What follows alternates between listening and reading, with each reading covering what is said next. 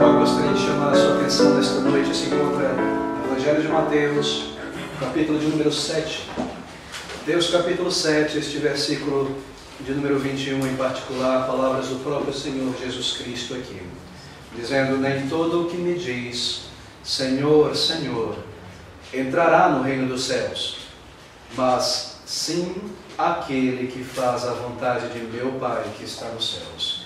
Bem, queridos, eu creio que o título apropriado para esta mensagem, baseado nessas palavras do Senhor Jesus Cristo, é: o que é um verdadeiro cristão? Esta é a pergunta que nós queremos responder nesta noite. O que é ser um crente em Jesus Cristo? O que caracteriza uma pessoa que pode ser chamada, denominada de um crente, de um cristão? O que é um verdadeiro cristão? Bem, o objetivo dessas palavras do Senhor Jesus Cristo aqui no versículo 21 é mostrar que uma mera profissão de fé em Deus, em Jesus, uma crença no céu, não é algo suficiente para uma pessoa ter garantido um lugar no céu. Uma mera profissão, isto é, o mero professar crer em Deus, o mero afirmar crer em coisas espirituais e na Bíblia como a palavra de Deus, não é o critério para a salvação. Mera afirmação de crença em Jesus Cristo, mera afirmação de fé na mensagem da palavra de Deus não é suficiente para reconciliar uma pessoa com Deus e garanti-la a eternidade. Aqui está, nas palavras de Jesus, nesses versículos 21 a 23, nós encontramos uma advertência muito séria, muito profunda. Há uma advertência sobre o perigo de colocarmos a dependência, a certeza de nossa salvação na religiosidade, em performances religiosas externas, como frequentar uma igreja, ler a Bíblia, boas obras e coisas como essas. E também aqui está uma advertência sobre o perigo de confiar em si mesmo, bons pensamentos, boas emoções, boas afeições quanto a Deus, quanto ao próximo. Há uma advertência da parte do Senhor Jesus Cristo quanto à falsidade dessas bases espirituais para uma pessoa dizer ter certeza de salvação. E por outro lado, o Senhor Jesus Cristo também nos dá aquilo que uma pessoa deve buscar. Ele nos aponta o que é que torna uma pessoa um verdadeiro salvo, o que qualifica alguém para a vida eterna, em outras palavras. Bem, aqui no versículo 21 nós temos as palavras do Senhor Jesus: nem todo o que me diz Senhor, Senhor, entrará no reino dos céus. O Senhor Jesus Cristo, ele terminara de proferir aquele grande sermão do monte, e é no contexto do final deste grande sermão que ele profere essas palavras. Ele estava na Galileia, isto é, no norte de Israel, e ali uma imensa multidão se reunia em volta dele, e por algumas horas ele começa a ensinar, não a multidão em específico, mas em particular os seus discípulos, porque aquele sermão é dirigido a pessoas que já se aproximaram de Deus pela fé para a salvação. E ao terminar aquele discurso, tendo visto aquela multidão em volta, ouvindo aquelas palavras, de modo a advertir aquela multidão sobre o perigo de uma mera religiosidade, de uma mera crença superficial, ele declara essas palavras tão profundas, dizendo: nem todo o que diz a mim, Senhor, Senhor, entrará na vida eterna, no reino dos céus. O Senhor sabia muito bem sobre o perigo que há no coração humano de meramente crer numa mensagem, de concordar com uma mensagem e parar por aí. Aquela multidão acabara de ouvir o maior discurso que alguém já pronunciou sobre a face da terra, o Sermão do Monte. E muitos, a partir daquele momento, passariam a se considerar como seguidores do Senhor Jesus Cristo. Mas eles ficariam nisso apenas. Eles ficariam apenas numa profissão de fé. Eles diriam: eu creio naquele homem. Eu creio que ele é um grande profeta, talvez o Messias prometido no Antigo Testamento. E então continuar a viver as suas vidas sem nenhuma mudança, sem nenhuma transformação, sem nenhum sinal de vida espiritual. E porque ele sabia dessa tendência que há em cada um de nós, de compreendermos uma mensagem e concordarmos com ela, com a sua validade, com a sua profundidade, mas ao mesmo tempo não respondermos àquela mensagem. Daí então a necessidade desta grande advertência: nem todo que me diz Senhor, Senhor, isto é, nem todo que profere fé em mim e diz eu creio em Ti, Senhor, entrará no reino dos céus. Bem, ele diz em linhas gerais que uma mera profissão de fé, dizer crer em Jesus, dizer-se ter uma religião, Dizer crer na mensagem da palavra de Deus não é suficiente para um homem, para uma mulher ter um lugar garantido no céu. Isso não nos torna pessoas dignas da vida eterna. Bem, queridos, como você sabe, essa é a nossa pergunta, como você sabe se você realmente nesta noite pertence a Deus? É um filho de Deus, é uma filha de Deus, é um crente verdadeiro. Como você pode saber sobre isso? Você diz crer em Deus, mas será que Deus crê em você? Será que Ele olha sobre você como um filho de Deus, uma filha de Deus? Como você pode saber? O que leva uma pessoa a estar certa de que ao final de sua vida ela será recebida no céu para a vida eterna? O que te garante que ao final da tua vida você receberá o céu como herança? Bem, às vezes nós fazemos a seguinte pergunta às pessoas no trabalho de evangelismo, quando encontramos pessoas por aí, nós perguntamos a ela: você crê ser uma pessoa salva? Em outras palavras, se a tua vida tivesse que terminar hoje, para onde iria a tua alma? Para o céu, para a presença do Senhor, para a eternidade? Qual será o destino eterno da tua alma se você tivesse que terminar os teus dias hoje? Você tem certeza da sua salvação? E a maioria das perguntas, as pessoas respondem sim, eu tenho certeza. Então, de modo a auxiliar a pessoa, nós perguntamos também: você baseia essa certeza em quê? Como você pode ter certeza de que você é um cristão, uma pessoa salva? E aí onde inicia o problema. Porque a maioria das respostas são dadas nessas linhas. Bem, eu creio que eu estou salvo porque eu não sou como tantas outras pessoas.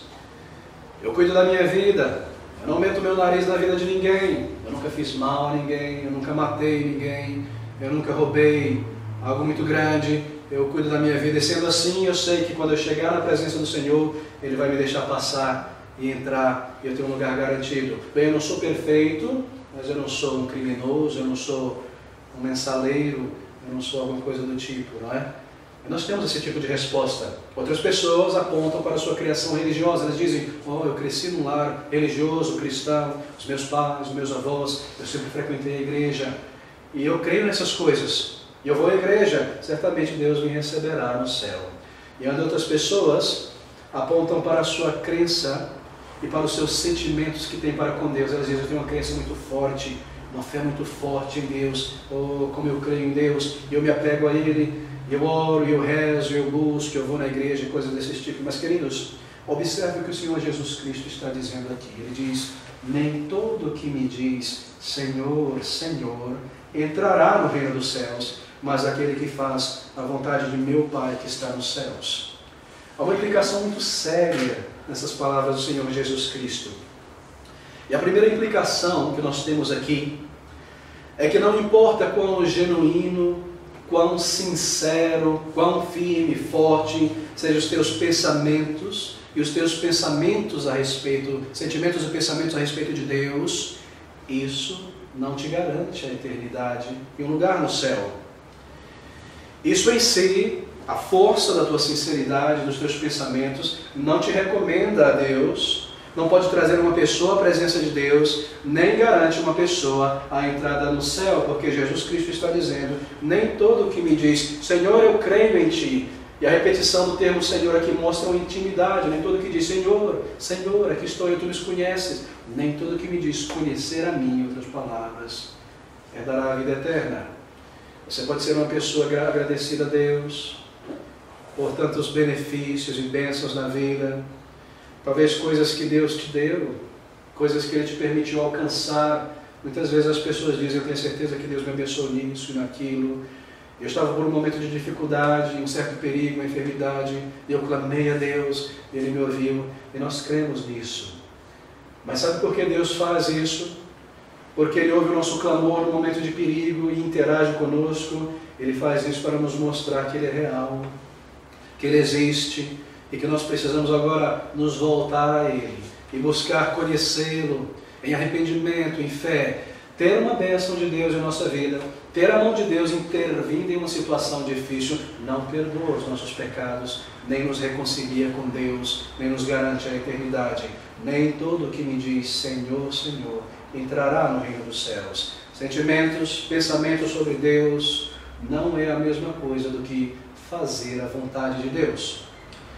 Em segundo lugar, essas palavras do Senhor Jesus Cristo têm outra implicação ainda mais profunda, porque ela nos informa que um grande conhecimento religioso seja um sinal de segurança de salvação.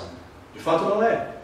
Você pode conhecer a Bíblia de capa a capa, toda a doutrina, toda a teologia, ter as respostas às perguntas mais difíceis que nós encontramos aqui na Bíblia. Uma pessoa pode ser extremamente ativa em sua igreja, em sua religião, mas segundo a palavra do Senhor Jesus Cristo, mesmo assim ainda se encontrar fora do reino de Deus. Em 1 João capítulo 2, versículo 4, ele diz: aquele que diz eu conheço, isto é, conheço a Deus, e não guarda os seus mandamentos é mentiroso, nele não está na verdade. Aquele desconhecimento sobre Jesus, sobre o seu evangelho, sobre as doutrinas, sobre a história da religião, não é a mesma coisa do que fazer a vontade de Deus. Então, em terceiro lugar, nós aprendemos essas palavras do Senhor Jesus Cristo, que uma forte crença na existência de Deus, que crer que Ele é real e pessoal, que Ele controla todas as coisas, e que Ele não permita que nada aconteça sem a sua mão e intervenção, também não é suficiente para garantir uma pessoa entrada no céu. Porque Tiago nos diz lá no capítulo 2, versículo 19, tu crês que há um só Deus, fazes bem. Também os demônios o creem e estremecem. A Bíblia diz que mesmo os demônios creem que Deus existe e tremem, mas eles não se arrependem, porque uma crença forte, uma convicção em questões espirituais, no céu ou no inferno, não é a mesma coisa do que fazer a vontade de Deus. Ouça essas palavras: nem todo que me diz Senhor, Senhor entrará no reino dos céus, mas aquele que faz a vontade de meu Pai que está nos céus. Algo mais nessas palavras. Elas nos ensinam que experiências de intervenção em nossa vida, como eu acabei de mencionar, em uma situação, não é ainda a garantia que uma pessoa tenha uma entrada no céu. Em outras palavras, se Deus opera em minha vida, em um determinado momento de perigo eu clamo a Ele, e Ele age e me livra daquela situação, isso não me garante que Deus faz comigo, nem que meus pecados foram perdoados, nem que estou reconciliado com Ele, simplesmente porque Ele ouviu uma petição. Muitos têm se convencido de que o livramento de um acidente, uma realização alcançada por parte de Deus, uma tragédia evitada pela bondade do Senhor, é um atestado de garantia para a entrada no céu, porque Deus deve estar contente comigo, porque Ele interagiu comigo nessa situação. E assim muitas pessoas baseiam a sua certeza de salvação em coisas tão abstratas e subjetivas como essa, mas queridos, uma experiência da intervenção de Deus em nossa vida não é a mesma coisa do que fazer a vontade de Deus. Bem, certamente essas experiências nos ensinam muito sobre Deus. São provas de que Ele é real, de que nós podemos buscá-lo onde Ele se revela na palavra, e que se nós o fizermos, assim como Ele nos abençoa em uma determinada situação, Ele nos ouvirá novamente. Essas são maneiras que Deus interage conosco ao longo da nossa jornada, de modo que naquele dia de prestar contas no céu, ninguém poderá dizer: eu não sabia da tua existência, Senhor, eu não sabia que havia um Deus que interagia em um determinado momento da vida de cada um de nós nesta sala, de cada homem e mulher que Deus criou. Em um determinado momento, cada pessoa haverá de orar a Deus. Você sabia disso? Haverá um momento em tua vida em que você dirigirá a Deus uma oração. Você pode ser um ateu, um agnóstico, uma pessoa que não se importa com Deus, mas em um determinado momento Deus te colocará em uma situação em que você terá que orar a Ele. Talvez um momento de perigo, e clamar por socorro e dizer: meu Deus, me livra deste momento e dessa morte. E Ele fará com que isso aconteça, para que naquele dia de prestar contas, você não possa dizer: eu nunca soube da tua existência, eu nunca senti que havia um Deus no céu.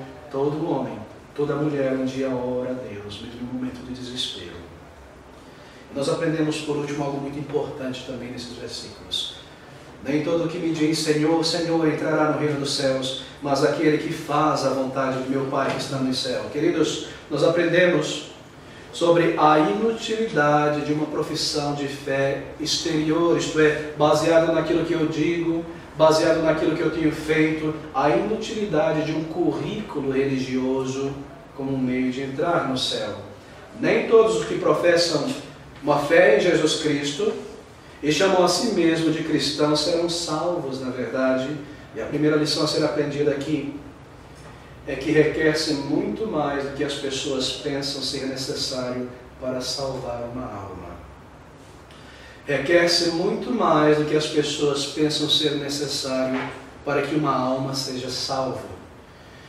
Nós aprendemos que o nosso batismo, e as nossas boas obras religiosas, e o nosso currículo espiritual, muita frequência à igreja, muita prática de caridade, participação em corais, em inúmeras atividades, grande conhecimento de cabeça da palavra de Deus, grande doutrina, estar satisfeito consigo mesmo, o seu crescimento, mesmo pregar a palavra de Deus e ter a oportunidade de evangelizar e realizar inúmeras coisas maravilhosas e fantásticas em conexão com o reino de Deus, não é garantido que uma pessoa é salva, porque a todo tempo ela pode perceber, no final das contas, na verdade, que nunca fez a vontade de Deus. Você percebe a implicação desse versículo? Nem todo que me diz, Senhor, Senhor, entrará no reino dos céus, mas aquele que faz a vontade de meu Pai, que está nos céus. No dia de julgamento, coisas estranhas serão reveladas ali. A esperança de muitas pessoas que pensavam ser grandes cristãos enquanto estavam aqui na terra se evaporará diante do mundo inteiro ali na presença de Deus. O vazio e o auto-engano da religião de muitos que lotam as religiões, os centros religiosos em toda parte de São Paulo e do mundo, cuja esperança de salvação e do céu está baseada em nada mais do que um currículo religioso, se provará como uma bolha de ar naquele dia, sem consistência, sem conteúdo. Então muitos serão expostos à vergonha diante de Deus e do mundo inteiro, e será provado que ser um salvo significa algo mais do que ter um currículo religioso. Mas o Senhor Jesus Cristo segue nesses versículos advertindo ainda, ele diz, muitos me dirão naquele dia, observe essas palavras, muitos me dirão naquele dia, Senhor, Senhor, não profetizamos nós em Teu nome, e em Teu nome, Senhor, não expulsamos nós demônios, e em Teu nome não fizemos muitas maravilhas. Perceba que as pessoas com quem Jesus conversa aqui naquele dia, e por aquele dia se refere ao dia de juízo, não são meras pessoas comuns como você e eu aqui nesta noite, que frequentam uma igreja, mas são pessoas altamente religiosas. São pessoas que fizeram coisas que você e eu talvez nunca faremos. Veja o que eles fizeram. Observe o currículo religioso desses indivíduos, desses homens e mulheres. Muitos naquele dia me dirão, Senhor, Senhor, primeiro, não profetizamos nós em Teu nome. Segundo, em Teu nome, Senhor, não expulsamos nós demônios. E em Teu nome não fizemos nós muitas maravilhas. Observe algo surpreendente agora aqui. Essas pessoas que o Senhor se refere aqui, a única resposta do Senhor Jesus Cristo para elas é essa: nunca vos conheci. Então lhe dizerei abertamente, nunca vos conheci. Depois que elas apresentam seu currículo religioso diante do Senhor, Jesus Cristo dirá a elas, nunca vos conheci. É surpreendente ouvir essas palavras. Sabe o que o Senhor Jesus Cristo não disse aqui? Ele não disse, vocês não profetizaram. Ele não disse, vocês não expulsaram demônios. Ele não disse, vocês não fizeram muitas maravilhas. Porque eles fizeram isso sim. Eles expulsaram demônios, eles profetizaram, eles fizeram muitas maravilhas. Tudo que o Senhor Jesus Cristo diz a eles foi, nunca vos conheci. Apartai-vos de mim, vós que praticais a iniquidade. Eles fizeram tudo isso. E ainda assim o Senhor Jesus Cristo diz, nunca vos conheci. A maioria de nós nunca realizou grandes atos miraculosos neste mundo. Nem haveremos de o fazer. E essas pessoas realizaram de fato tudo isso que nós acabamos de ler aqui. E ainda assim o Senhor afirma que eles, que elas não pertencem a Ele. Nunca vos conheci. Muitos me dirão naquele dia de julgamento, quando Cristo reunir toda a humanidade para julgar o mundo diante dele, segundo seus feitos, segundo a sua resposta ao Evangelho, segundo a sua vida em relação a esta mensagem de salvação, então haverá aquelas pessoas que dirão: Senhor, quando nós estávamos na terra nós te conhecíamos, nós te chamávamos de Senhor e proclamávamos o teu nome como Senhor no mundo. E veja o nosso currículo, veja o que nós fizemos, nós expulsamos demônios, e isso não é algo pequeno, e nós profetizamos, e nós realizamos sinais enquanto estávamos naquele mundo. Nós profetizamos, expulsamos demônios e realizamos coisas tão maravilhosas. E tudo o que ouvirão do Senhor Jesus Cristo será: eu nunca vos conheci. Quem sois vós? Apartai-vos de mim.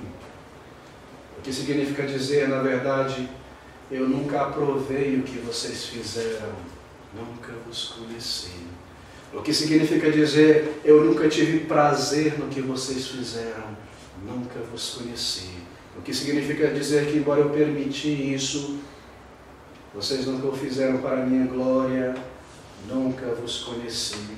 Eles então ouviram também, além desta frase, esta outra palavra: apartai-vos de mim, vós que praticais a iniquidade, o que corresponde às mesmas palavras de Mateus capítulo 25, versículo 41, onde o Senhor Jesus Cristo diz essas palavras tão sérias: então dirá também aos que estiverem à sua esquerda: apartai-vos de mim, malditos, para o fogo eterno, preparado para o diabo e seus anjos. É a mesma coisa que o Senhor Jesus Cristo está dizendo: pastor, mas o inferno é só para o diabo e os seus anjos. Sim, e para os malditos, apartai-vos de mim, malditos.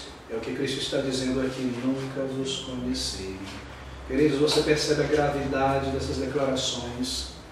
Nós nos encontramos em um país, em uma sociedade onde há muitas luzes, onde há muitas reivindicações de poderes, de mensagem, de profecias, de milagre, grandes apóstolos, grandes profetas, grandes pessoas dizendo: Senhor, eu sou teu servo e aqui estou eu.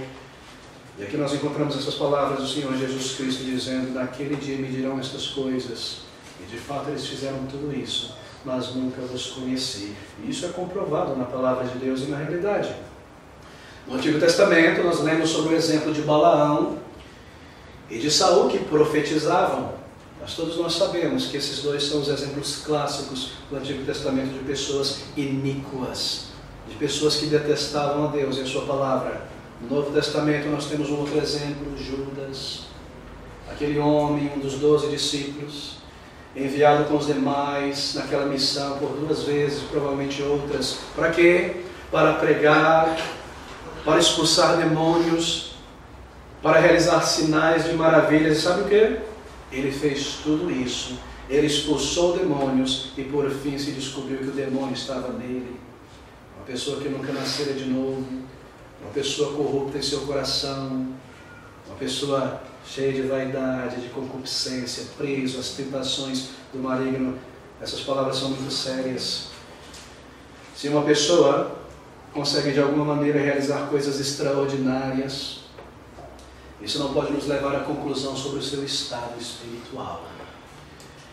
Não pode nos levar imediatamente a concluir que tal pessoa já tenha passado da morte para a vida ou seja um salvo, nem que ela esteja agradando a Deus, porque sinais e maravilhas não é a mesma coisa do que fazer a vontade de Deus.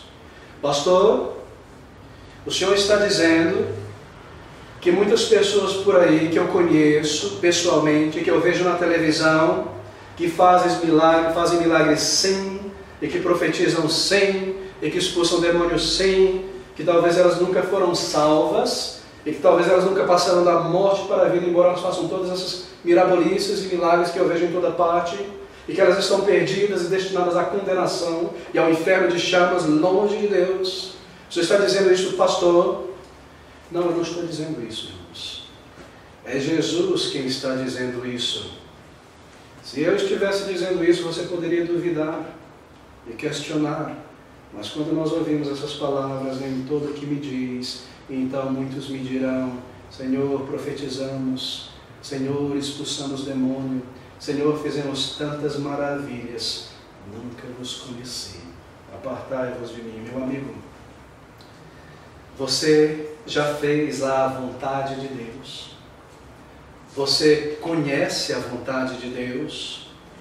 Você já obedeceu o comando de Deus, porque essa é a sua vontade de se arrepender de teus pecados, primeiro reconhecendo-os diante de Deus, confessando a Ele, virando as tuas costas e depositando a tua fé em seu Filho Jesus Cristo, que veio a esse mundo para salvar pecadores como você e eu nesta noite.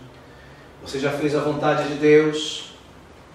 Você já reconheceu o teu estado espiritual aos olhos de Deus? A minha pergunta não é se você tem um currículo religioso, e quão grande é este currículo, mas um dia será que você já parou para se considerar à luz da palavra de Deus e esse fato de que todos nós somos pecadores aos olhos de Deus e que já entramos neste mundo pecadores, que ninguém nasce um salvo, um cristão, que é necessário um momento de nossas vidas quando nós paramos e reconhecemos a nossa necessidade de perdão. Então depositamos toda a nossa confiança para a salvação em Jesus Cristo, Senhor.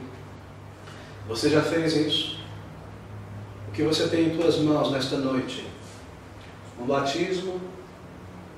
Anos de frequência em uma igreja? Talvez algo mais fantástico do que isso. Você já expulsou um demônio? Você já fez alguma profecia que se cumpriu? Algum sinal miraculoso, alguma obra tremenda que você tem em tuas mãos? Vida eterna ou um mero currículo religioso nesta noite? Ninguém nasce um cristão, nem um currículo, nem o batismo, nem bons sentimentos a respeito de Deus, nem qualquer coisa que eu possa fazer eu mesmo nesta vida me garantirá um lugar e entrada no céu. Bem, qual é então a grande e solene advertência dessas palavras? A advertência é essa sobre o perigo da autoilusão religiosa, de pensar que aquilo que nós somos e fazemos nesta vida pode nos garantir um lugar no céu. Este é o grande perigo que nós encaramos, é a respeito disso que Cristo está lidando aqui. Se a entrada no céu dependesse de mim e de você, então para que o Senhor da glória veio a este mundo? Porque Jesus Cristo precisou deixar o seu trono e se humilhar e viver uma vida perfeita sem jamais quebrar a lei de Deus, se nós podemos nos reconciliar com Deus baseado em nosso currículo religioso. Para que a sua morte no Calvário, para que aquelas 6 horas de agonia, grandes gotas de suor se transformando em sangue, sendo por um momento abandonado pelo Pai na cruz do Calvário, meu Deus, por que me abandonastes? Para que tudo isso, se eu posso me reconciliar com Deus por mim mesmo? Nem todo o que me diz, Senhor, Senhor, entrará no reino dos céus. Para que o Calvário? Para que o Espírito Santo enviado a este mundo se depende de nós? Oh, amigos, qual é o critério então estabelecido pelo Senhor Jesus Cristo para a salvação? Como uma pessoa pode chegar ao final da sua vida com a certeza absoluta que já passou da morte para a vida? Bem, isso está aqui nas palavras do Senhor Jesus Cristo. Versículo 22, muitos me dirão naquele dia, Senhor, Senhor, não profetizamos nós em Teu nome, e em Teu nome não expulsamos nós demônios, e em Teu nome não fizemos muitas maravilhas. Essa é a declaração daqueles que se baseiam em suas obras. Mas no versículo 21 ele diz, então, nem todo o que me diz novamente, Senhor, Senhor, são esses, entrará no reino dos céus. Mas observe agora, mas aquele que faz a vontade de meu Pai, que estás nos céus. Bem, nós chegamos a essa questão.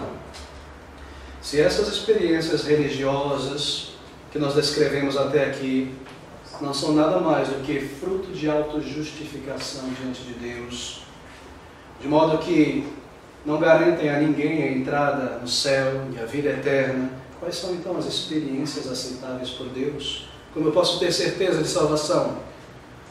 Como eu posso ter a certeza de que ao final da minha vida eu serei recebido por Deus para a eternidade? Aqui está, mas aquele que faz a vontade de meu Pai que está nos céus. Você sabe qual é a vontade de Deus? Essa é a grande questão.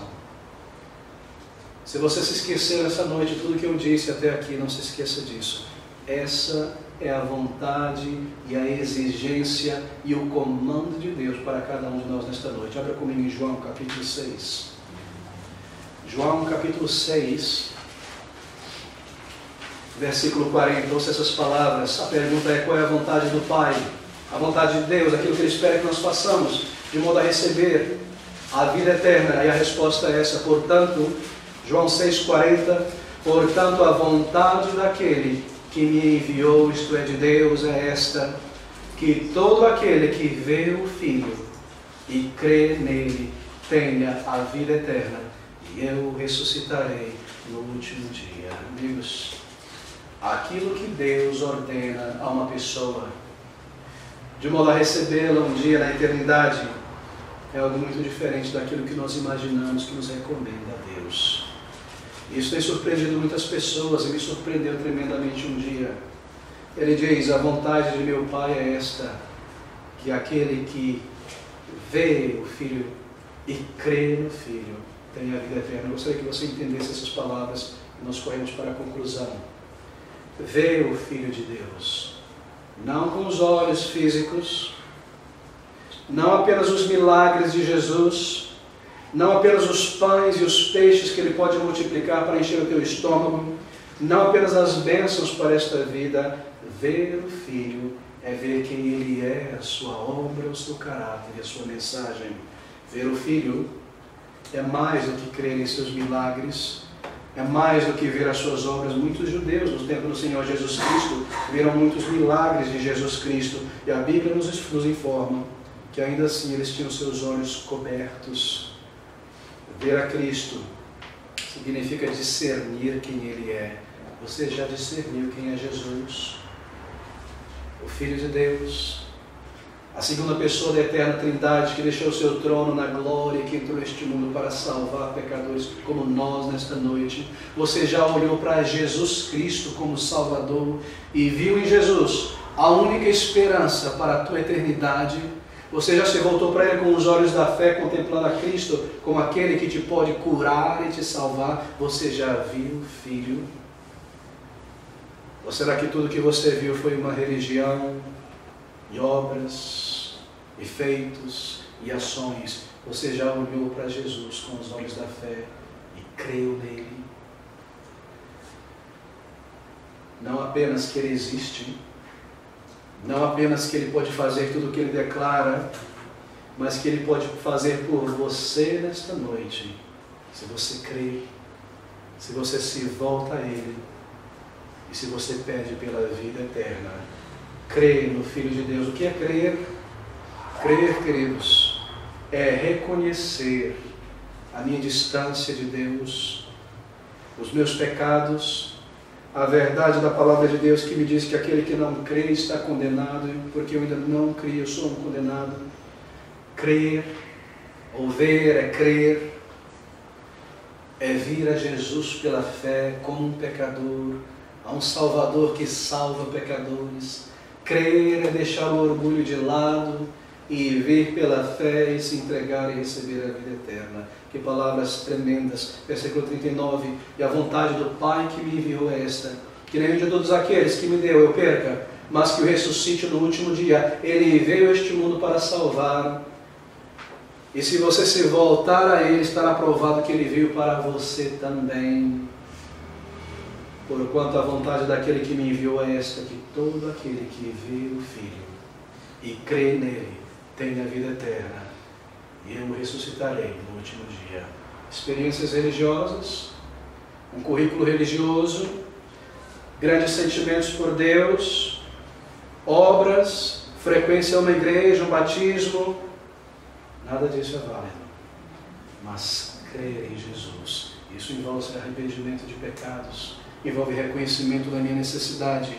Isso envolve, então, dar um passo em direção a Ele. Oh, tremendas palavras do Senhor Jesus Cristo, aqui em nosso texto de Mateus. Nem todo o que me diz, Senhor, Senhor, entrará no reino dos céus, mas aquele que faz a vontade de meu Pai que está nos céus. A vontade dele é que você creia. A vontade é que você venha em arrependimento, que você creia que você é um pecador necessitado, e que você creia que Ele é um salvador de pecadores necessitados, e que você creia que se você vir pela fé, Ele vai te receber, e te salvar, e te lavar, e te dar um novo coração. Você crê nisso? Então se volte a Jesus ainda hoje, creia e receba a vida eterna e a ressurreição entre os mortos. Que Deus nos abençoe e nos ajude.